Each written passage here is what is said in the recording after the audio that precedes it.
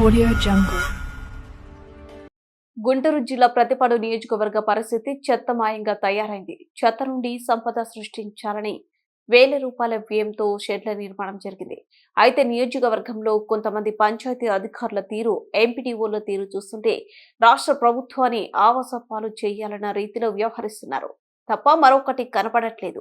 నియోజకవర్గ శాసనసభ్యులు బూర్ల రామాంజనేయులు నియోజకవర్గాన్ని అన్ని విధాల అభివృద్ధి పథంలో నడిపించాలని అహర్నిశలు కృషి చేస్తుంటే కొందరు పంచాయతీ అధికారులు, కొందరు ఎంపీడీఓలు, కొందరు ఏపీఎంలు ఇష్టానుసారంగా వ్యవహరిస్తున్నారు.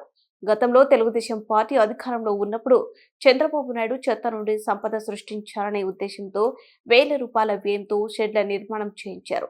అయితే నేడు కూటమి ప్రభుత్వం అధికారంలోకి వచ్చిన తర్వాత కొందరు ప్రభుత్వ అధికారుల తీరు మారడం లేదు. డంపింగ్ యార్డ్లకు తాళాలు వేసిన సందర్భాలు దానికి నిదర్శనం. పెదనందిపాడు మండలం పాలపర్రు గ్రామ పంచాయతీ పరిధిలోని డంపింగ్ యార్డుకి తాళాలు వేయడమే నిదర్శనం. ఎమ్మెల్యే దీనిపై స్పందించి అధికారుల తీరు మార్చే విధంగా చర్యలు చేపట్టాలని ప్రజలు కోరుతున్నారు.